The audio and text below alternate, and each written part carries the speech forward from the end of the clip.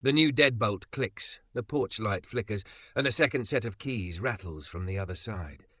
Tessa's phone lights up with a live photo from their living room taken seconds ago. Damon steps forward, breath steady, as Sadie whispers, "Neighbour, he's already inside." Before we dive in, make sure to hit subscribe, tap like, and share this video. The more voices we reach, the louder these stories become. The first time I heard her say it, I had a box of cereal in one hand and a crumpled shopping list in the other. Saturday morning, Brightway Market, the hour when everybody's trying to outrun the week's exhaustion under fluorescent lights that don't forgive anybody. A little girl with star-covered sneakers was losing a battle with her shoelaces and with gravity. Every time she tugged, the knot cinched tighter, and every time she swayed, the cartwheel squealed like it had a personal grudge. Her mom was doing that breathless two-hand juggle, purse, produce, apologies, while the line behind them collected stares and sighs. I could have kept walking. I told myself to keep walking, but the knot in that kid's laces was the exact knot my son used to make before he learned the rabbit ears trick, so I crouched. "Mind if I help?" I asked, making sure my hands hovered where everyone could see them. The mom glanced down, wary then relieved. "Please. Thank you." Up close, the girl's face had the fierce concentration of a tiny astronaut preparing for launch. She stood as still as she could while I teased out the tight, mean center of the knot. "These laces have opinions," I said, "but I've negotiated with worse." A giggle escaped her despite the drama. Her mom smiled, quick, grateful. She was hard to miss, tall and thick in a way that looked like strength first, softness second. A summer blue dress that hugged an hourglass without apology, honey blonde hair twisted into a messy clip, freckles dusted over sun-warmed skin. She carried herself like she'd learned to be noticed and learned to live anyway. "Okay, Commander Star Shoes," I said to the kid. "I'm going to show you a trick my grandma taught me." I looped, crossed, paused so she could mirror me, then tugged. The knot settled into a neat bow like it had been waiting to behave this whole time. "Now you try." She copied me with the serious intensity of a heart surgeon. Her tongue peaked at the corner of her mouth. The bow formed, a little crooked, perfect anyway. She looked up at me like I'd handed her a key she wasn't sure she was allowed to keep. "Thank you," the mom said. "I'm Tessa. This is Sadie." "I'm Damon," I said, standing. My knees cracked loud enough to earn a second giggle. They used to be quieter. We shuffled forward. The line moved with the stubborn rhythm of a single drum. A couple of people gave me that look. You know the one. The math of race and proximity carried out in their eyes.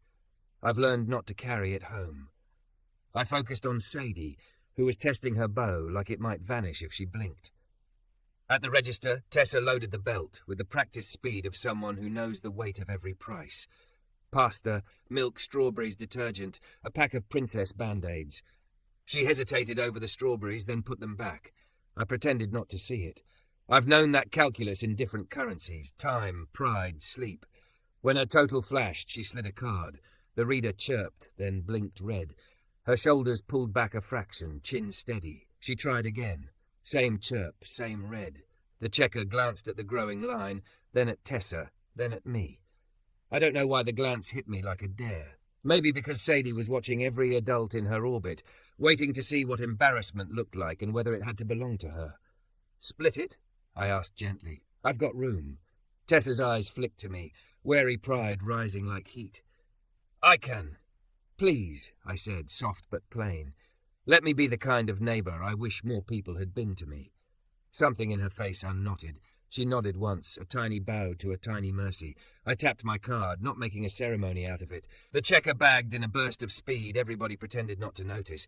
When the strawberries came back around, the checker tucked them into a bag like they'd never left. "Thank you," Tessa said again, this time quieter, heavier. "You'll get me next time," I said. "Next time?" A laugh tried to be a laugh and came out thin. "Sure, that's how neighbourhoods work, even if we're strangers." "Are we?" she asked, almost to herself. We moved aside to make room. I handed Sadie the Band-Aids. "Emergency inventory," I said. "Very important." She traced the little crowns on the box. Then she looked up, eyes bright, and the sentence arrived like a small comet, beautiful, burning, the air different after it passed. "I wish I had a daddy like you." The store's hum went quieter, or maybe my heart got louder. Tessa froze. Her hand tightened around the strap of her purse. I felt the old, familiar caution lift its head, the knowledge that tenderness can be misread, that a black man accepting a child's adoration in a public place is sometimes an act of courage, sometimes an act people refuse to see as ordinary. I crouched to Sadie's height again, keeping my voice even. "That's a big wish," I said. "Daddies come in all kinds. The best ones listen." She nodded with solemn agreement, like we'd reached a treaty. Tessa swallowed. "Her dad—" She stopped, started again. "He's not around much." "Got it," I said. I didn't ask for details. You learn which doors not to open unless you're invited. We walked out together, the automatic doors sighing us into sun. The parking lot shimmered in the heat, 100 small lives in motion, carts knocking, birds complaining from a light post. I loaded their bags into the trunk while Tessa buckled Sadie into her booster. Sadie kept up a commentary about strawberries and Band-Aids and how her shoe bow was surviving the car seat test. The mundane miracle of it steadied something in me I hadn't noticed was wobbling. "Thank you," Tessa said for the third time. "I don't know. Today's been—" She shook her head, a stray curl bouncing against her cheek. Up close she smelled faintly of vanilla and clean laundry. Her dress had a little tear at the hem someone had stitched carefully, like a promise to make do until making do wasn't necessary anymore. "You don't owe me a story," I said. "I might, though." Her smile didn't reach her eyes. But not yet. Her phone buzzed. She glanced down, and whatever was holding her smile in place let go. The colour drained from her face. She angled the screen so I couldn't see, but her thumb trembled on the glass. The buzz came again and again, each vibration a small hammer. "You okay?" I asked. "Yeah." She forced a breath. "Just, yeah." Sadie's voice piped up from the back seat. "Mom, can we go to the park with the blue slide, please?" Tessa's mouth softened. "Maybe tomorrow, Bug." "Today is also tomorrow if you squint," Sadie reasoned, an argument that made me snort. "You're dangerous," I told her. "I'm 5, she said, affronted. "That's almost 6. "Terrifying," I whispered. Tessa laughed for real then, the sound low and surprised. It changed her whole face. The phone buzzed again. She flinched. The laughter died in her throat like a candle in a draught. "Do you need me to?" I started, then stopped. "Offer what exactly? Protection? Space? An ear?" There's a line between kindness and intrusion, and I've stepped over it before with the best intentions and worse outcomes. She looked at me, the decision travelling across her features like a cloud crossing sun. "I'm fine," she said, which meant she was trying to be. "You've already done enough." "There's a community centre on 8th, I said, keeping my tone casual. "They've got a free after-school programme and legal aid clinics on Thursdays. But they helped my neighbour when her landlord tried to lock her out after a flood. If you ever need anything, it's a good door to knock on." Something like relief flickered, then hid. "Thank you." I tore the corner off my list and wrote the centre's name and hours on the blank side. My handwriting looked steadier than I felt. Here, no strings. She took the paper like it weighed more than it should. Then she surprised us both. "Damon, would you—" Her eyes dropped to my hands, then up again. "Never mind." "Ask," I said. Before she could, a black SUV rolled slow down the lane, windows tinted too dark to be legal. It stopped a little too close to Tessa's bumper. The engine idled with a low, purring threat. A man's shape shifted behind the glass. The phone in Tessa's hand buzzed. Sadie went quiet. Her fingers tightened on the Band-Aids. "Tessa?" I said. She pasted on a smile that was all muscle and no joy. We should go." The SUV's driver's door opened. A man stepped out, clean haircut, expensive watch, sunglasses that reflected the world back at you so you had to see yourself. He walked like the lot belonged to him and we were borrowing permission. He looked at me before he looked at Tessa, taking inventory, assigning threat. "Who's this?" he asked, voice smooth like a sharpened knife. No one told the wind, but it stopped anyway. I felt the old heat rise in my chest, the mix of anger and caution, memory, and the present stacked on top of each other like crates that could fall if I breathed wrong. "A neighbour," Tessa said quickly.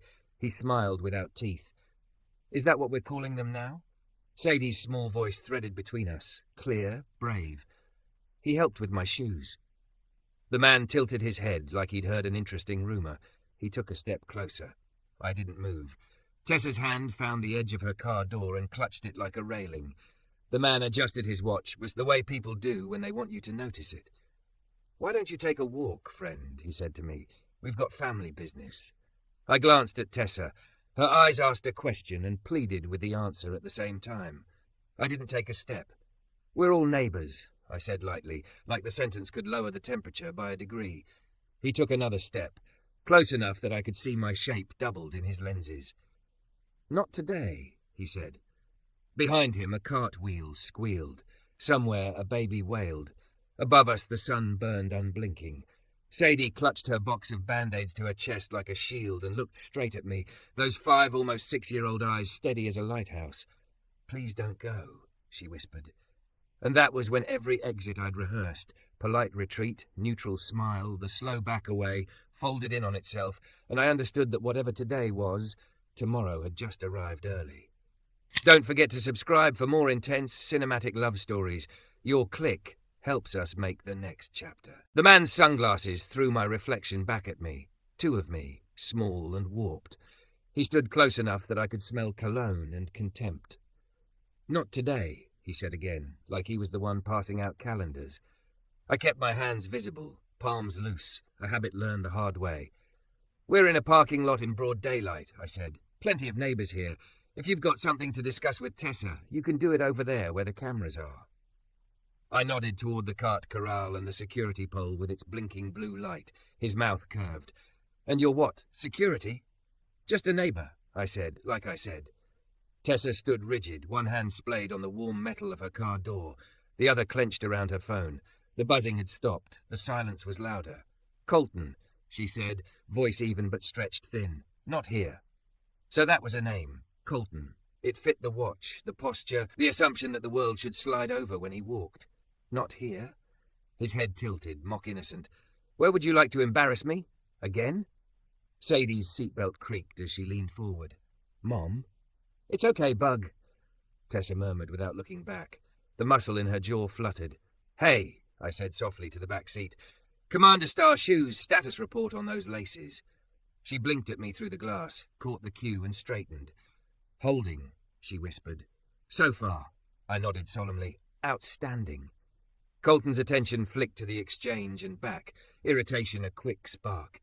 He took another step into my space, not because he needed to, but because people like him gave orders with their bodies and expected gravity to obey. "Walk away," he said. "This isn't your problem." "Maybe not," I said, "but it's hers." I angled a shoulder toward Tessa without taking my eyes off him. "If she wants me to leave, I'll go." Tessa looked at me, really looked, and in that split second 100 small choices crossed her face like birds lifting from a wire. She didn't blink. "Stay," she said. Something in Colton's manicured calm cracked. He smiled too wide, then let it fall. "Fine," he said, cool again. "We'll involve the store then." "Good idea," I said. He wasn't expecting me to agree. That threw him half a step. He recovered into bluster. "To report the harassment," he added louder, aiming it at the bystanders who were now conveniently pretending to check receipts. "Great," I said. "Let's walk." We didn't. He didn't want witnesses under a different kind of light. His hand lifted, casual, careless, and landed on Tessa's forearm. It wasn't violent. It didn't have to be. Some touches say, "You're mine," and worse, "You remember you're mine." Tessa flinched anyway. I didn't move forward. I moved left, in that half-circle drift that puts you between without becoming a wall. "Hands off," I said, quiet as a closed door. He snorted. "You threatening me?" "No," I said. "I'm promising what happens if you don't move your hand." He looked at my face like he was calculating what he could get away with. The lenses hid his eyes. My own reflection held steady. After a long second, he lifted his fingers like peeling off a sticker he wasn't done with. "See?" he said. "Cordial." A teenage cart wrangler stopped a few yards away, uncertainty written all over his red vest. An older woman with a cane ghosted to our flank, the way grandmothers do when they decide to become architecture. A dad with a stroller lingered at the edge of our circle, not saying anything, just choosing a place to stand. The air changed. It wasn't a crowd. It was enough. Colton clocked them, filed it under irritation. "This is beneath you, Tessa," he said, pitching his voice into that smooth register where cruelty hides. "Running errands with strays." Tessa's chin lifted a notch. "We're done, Colton." He leaned in like he hadn't heard. "You forget who pays for that car? For Sadie's lessons? You forget who knows where you sleep?"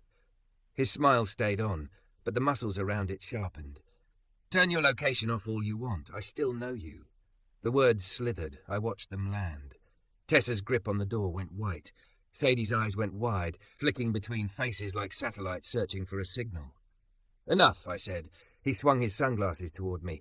"I don't recall asking." "You don't have to," I said. "Here's the thing, man.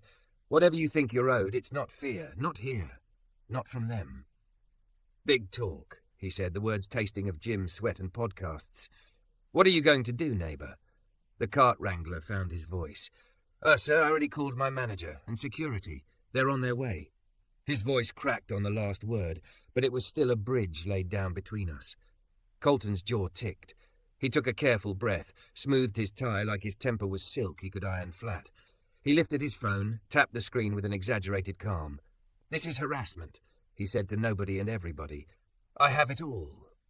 "Same," I said, and felt my own phone's camera pointed low, recording shoes and shadows and voices.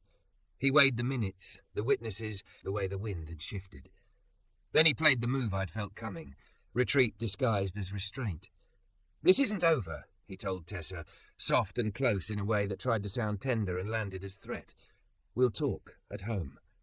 Her face went still. "You won't come inside if I don't want you to," she said. "You won't." He tipped his head like a promise and walked backward 2 steps before turning, as if choreographed. The SUV swallowed him, glass swallowing the world. He idled longer than necessary, then pulled away slow, the way people leave when they want the leaving to be a message. The stroller dad exhaled. The grandmother with the cane patted Tessa's elbow once, light as a prayer, and drifted away. The cart wrangler pretended to rearrange the carts for a moment more before rolling them toward the corral like he'd saved someone today and didn't know where to put that feeling. Tessa's posture held until the taillights vanished. Then whatever string was keeping her upright snapped. She sagged against the car. I was close enough to catch her if she fell, so I didn't reach. I let her choose gravity. "I'm sorry," she said. It came out on a gasp. I'm sorry you got pulled into." "You didn't pull me," I said. "I walked." Her eyes filled and didn't spill, the worst kind of rain. She reached up, swiped hard. "He isn't Sadie's dad," she said. The words gathered like she'd been storing them in a clenched fist. "He likes people to think he is." "Understood," I said. "I left," she added, as if it needed underlining. "I left 2 months ago. He gives money sometimes like it's a leash." Her laugh was a shard. "I turned location off yesterday. Guess that was cute." "The centre I told you about has someone who can talk you through restraining orders," I said, "and locks, and how to make paper trails that matter." "Paper trails," she repeated, like the phrase had a shape she could hold. She nodded, tiny, mechanical. "Okay." Sadie rustled in the back seat. "Can we go home now?" "In a second, Bug," Tessa said, turning, voice smoothing itself for her daughter. "We'll go the long way." I tapped the roof lightly, a question. "You want me to walk you to the front, ask for an escort out? Parking lots are a magnet for men who don't read no." She huffed a breath that was almost a laugh. "You're not wrong." Inside, the AC hit like mercy. The manager, a woman with the kind of competence that makes silly men with titles nervous, met us at the customer service desk and already knew. She walked us out with the cart kid and the stroller dad, a tiny parade of ordinary people doing the sacred work of standing near. Colton was gone. The space he'd left behind was a bruise on the afternoon. At the car again, I handed Sadie a bottle of water I'd grabbed at the front. "Hydration, Commander." She unscrewed it with great ceremony. Then her gaze slid to the bag where the strawberries nestled. "Are those—" "They're ours," Tessa said, and her voice cracked on the kindness. "Because a neighbour helped." Sadie considered that like a philosopher. "Then he's our neighbour forever," she decided, and reached for a berry so red it made the day look washed out. Juice bled onto her fingers. She licked them and sighed like a satisfied cat. Perfect. Tessa watched her child eat summer and almost smiled. The almost was a small, brave miracle. "Damon," she said, and my name in her mouth sounded like a door creaking open. "Could I?" She stopped, started again. "Could I have your number? I don't want to make you into a rescue line. I just, in case. or for the centre info, or for the park with the blue slide. You can have all of those, I said. I wrote my number under the centre hours I'd already given her. My hand didn't shake this time. Call, text or don't, your choice is your own. She took the paper. This time it didn't look heavy. Thank you, she said for the fourth time, but different. Not debt, something like ground. I crouched to Sadie's level one more time. Okay, Commander, one more mission. You remember the trick with the bow? She grabbed her laces, solidarity in her tiny sticky hands. Loop, loop, cross, pull, she chanted, fingers flying. The bow landed a little off-centre, heroic anyway. She beamed. Then, without warning, she launched forward and hugged my neck, quick and fierce, the kind of hug kids give before they learn how to ration love. It startled me. It also put a crack in my chest I didn't know I'd boarded over. I hugged back, light, careful. When she pulled away, she looked at me with those lighthouse eyes again, and the sentence that had detonated my morning came back in a whisper, gentler, like a wish she was brave enough now to repeat. I wish I had a daddy like you. I swallowed. Tessa's cup overflowing composure wobbled. I found my voice where I'd put it, low, steady. You have a mom who fights for you, I said, and neighbours, lots of them. And strawberries, Sadie added, practical. And strawberries, I agreed. Tessa buckled her in and closed the door with a soft thunk that sounded like a vow. She slid behind the wheel, windows down, hair lifting in the late heat. We'll be okay, she said to me, to herself, to the air that still felt haunted by a man who mistook control for love. We will. I'll be around, I said, even when I'm not. She started the engine, the car vibrating like a heartbeat under our feet. See you, neighbour, she said, and drove away. I watched their taillights until the road bent and took them. My phone buzzed in my pocket, 2 messages from a number I didn't know. I opened them. The first was a single word, thanks. The second was a photo of a lopsided bow on a small sneaker, captioned with a 5-year-old's pride. I did it. I smiled like a man given a small star to carry in his pocket. Then I looked down at the asphalt where the SUV had idled and saw, half hidden near the tyre track, a glitter of silver, a thin, round tracker sticker, the kind you peel and stick and pretend is for keys. My stomach tightened. I looked up at the road they'd taken. Tomorrow, I thought, had arrived early, and it was bringing company. I was still staring at the glinting circle when my phone buzzed again. A third text, this time a pin-drop bubble. We're almost home. Thank you again. I called. She picked up on the first ring, voice thin. Damon? Hey, don't panic, I said, which is exactly what people say right before giving you a reason to panic. I found something in the lot. Might be nothing. Might be a tracker. Silence pressed its thumb to the line. He put one on my car once, she whispered. I thought... I had the shop check. They said it was clean. Shops miss things when men get creative, I said. Pull into the library on 12th, big glass building, park by the front doors and go inside with Sadie. I'll meet you there. Okay. The word came out like a step onto ice. Okay. By the time I turned under the library's steel letters, the sky had slipped from afternoon to that hour when the sun remembers it has somewhere else to be. Tessa's car idled by the entrance. Through the glass, I saw her at the children's desk, Sadie climbing the world's quietest ladder to hand the librarian a strawberry, which the woman accepted with the reverence it deserved. I circled the bumper with my flashlight app, running my free hand along seams. The welds were cold, my gut was not. The first sweep found nothing. The second did. A coin-thin disc stuck to the inside lip of the bumper, edge feathered with road dust. It looked like a cheap button. It looked like intent. The librarian ghosted out with Tessa at her shoulder. We called the non-emergency line, she said, not bothering with hello. They're sending someone. Thank you, Tessa said to her, then to me with her eyes. I nodded at the disc. There it is. Tessa's breath hiccuped. I checked. I swear You did what you could, I said. He did what he shouldn't. A patrol car slid silent to the curb, as if it had been taught that loudness sometimes makes the wrong people brave. The officer, mid-40s, careful eyes, listened while we explained. He photographed the device where it clung, then pried it free with a gloved hand and bagged it like evidence of a crime you can't quite see. When he asked if she wanted to file a report, Tessa faltered only once, then said yes like a person saying her own name. Inside at a side table, the officer printed forms from a battered portable. Sadie coloured fierce purple spirals, the librarian sliding fresh paper across like she was refuelling a tiny generator. "This will help with a protective order," the officer said, tapping the page. "You already have documentation from the store?" "I do," I said, lifting my phone. "Video. Witness names if they'll share." "They will," the librarian said, not asking. "We're very nosy in this building." Tessa signed her name, the loop steady by the last syllable. "What if he shows up?" she asked. "If he does, you call," the officer said.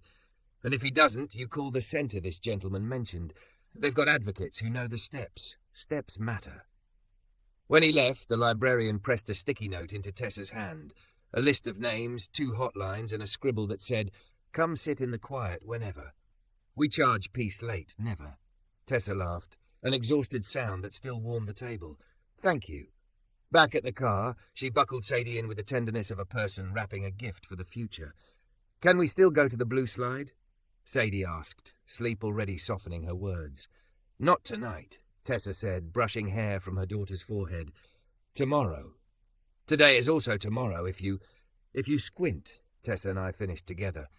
The echo made a small conspiratorial room between us. She closed the door and turned to me. In the cool of the library's shadow, I saw the day rearranging itself on her face. Fear stepping back, resolve stepping forward, a woman trying on her own safety, like something she found again in a drawer. "You didn't have to do all this," she said. "Maybe that's the point," I said. "Nobody has to. We do it anyway." She looked past me at the street, where the world kept not ending. Buses shouldering time, a kid trying a skateboard trick until it worked, an old man feeding the same ambitious pigeon. "The first time he tracked me," she said, "I thought it meant he cared. Isn't that ridiculous?" "It means he can't tell the difference between care and control," I said. "You can." She tucked the paper stack under her arm like armour. "You said steps matter." "They do. Will you take the first few with me? Just until this feels less like walking through the dark." "I can take as many as you want," I said, "and I can stop when you say stop." The corner of her mouth lifted. "I like that you ask out loud," she said. "Not many men do." We built a clumsy plan with what we had. The centre on Thursday, her cousin's spare room tonight, a locksmith tomorrow, the librarian's quiet always. I saved 3 numbers in my phone, hers, the centre, the librarian's desk, under names I would not lose. "Okay," she said, more to herself than to me. "Okay." She slid behind the wheel, then paused, hand on the key. "Damon? Yeah?" "If this were a story," she said, eyes on the road, "the bad man would learn a tragic lesson, have a tidy change of heart, apologize in the rain. I don't think that's coming." "I don't either," I said, "but sometimes the lesson is that we change. We widen the circle. We decide love is air, not a leash." She turned the key. The engine caught, steady. "Air," she repeated. "I can do air." They left. I watched until the light took them, until the only proof that they'd been there was the ghost of strawberry on my hands, and a sense that something in me had shifted a few degrees toward brave. At home, my apartment felt too quiet in that way that memory loves. I stood in the lit square of my kitchen, thinking about my son at 11, 14, 16, how the shoelaces of his life had gone from knots I could fix to problems I could only stand next to. We text most nights. We had not lately. I thumbed a message. "Proud of you. No reason. Just am." He pinged back a minute later. 2 words that could rebuild a planet if you let them. "Miss you." "Me too," I wrote, and set the phone on the table like a warm stone. Morning came wrapped in a softer sky. I brewed coffee I hadn't earned and waited for fear or habit or an unknown number. Instead, at 9:07, a selfie arrived. Sadie at the park, blue slide in the background, her laces squared away like badges, cheeks smudged with what might have been strawberry or war paint. Under it, Tessa's text. "We're okay. Thank you for being the kind of neighbour who shows up." I stared at the screen until the words stopped being light and became meaning. Then, "Are you nearby?" Sadie says the slide is hiring. I walked. When the park came into view, the bright peal of laughter, the thunk of sneakers on padded ground, I saw them at a picnic table under a tree that shed shade like kindness. Tessa in a denim jacket over a white tee, curves reclaiming the day, confidence like a new seam stitched under her skin. Sadie waved like she was directing traffic. "Neighbour," she yelled, as if there were 6 of me. "Commander," I said, saluting. We ate pancakes out of a plastic container because Tessa had decided that pancakes could be portable if you believed in them.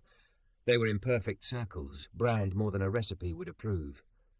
There was a single blueberry pressed into the centre of each one, for bravery, Tessa said, and I laughed in recognition at a mother who knew that ritual makes courage easier to pick up.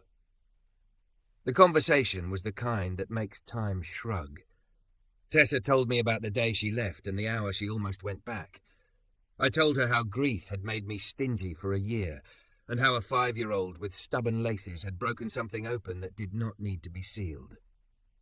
We did not rush to words like future or us. We let today be a big enough room. When Sadie tired of pancakes, she tugged my sleeve. "Come watch," she commanded, sprinting to the ladder. At the top of the blue slide, she glanced back, eyes shining like signal fires. "Ready?" "Always," I said. She launched. Halfway down, wind took her laughter and flung it at the trees. At the bottom, she popped up and ran to me so fast her bow came loose by a whisper. She stopped, planted her feet, tightened it like a sailor. Then she leaned in, close enough that I could count the constellation of freckles that would one day map a different woman. "I wish I had a daddy like you," she said again, soft, not like a wound this time, but like a wish you say over cake because you've learned wishes aren't magic. They're maps. I went to one knee to match her horizon. "You've got a mom who is the bravest person in this park," I said. "And you've got me, which is a neighbour who's not going anywhere." Her mouth made a thoughtful O. "Neighbours can be family," she decided. "If you sign the papers." "We'll get the paperwork later," I said, grinning. She zoomed away to conquer the swings. Tessa came to stand beside me, elbow brushing mine, not accident. We watched Sadie fly, the chains squeaking a song about childhood's audacity. "Everything feels different," Tessa said quietly. "Everything is different," I said, "because you made it so." She looked at me then the way people look at a door they are choosing to open, not because they have to, but because they want the room on the other side. "Want to help us buy too many strawberries and exactly enough locks?" she asked. "I have a cart and opinions," I said. She laughed, and the sound was a future unfolding. She slipped her hand through the crook of my arm. It fit there like it had been waiting without losing its own shape. We walked toward the small market across from the park, past a signboard that read in crooked chalk, "Neighbours, share what you have." The day went on being ordinary and therefore holy. Behind us, Sadie shouted, "Last one there is a soggy pancake," and tore ahead, victorious by a hair. "Today is also tomorrow if you squint," I said. "Then let's start now," Tessa answered, and we did.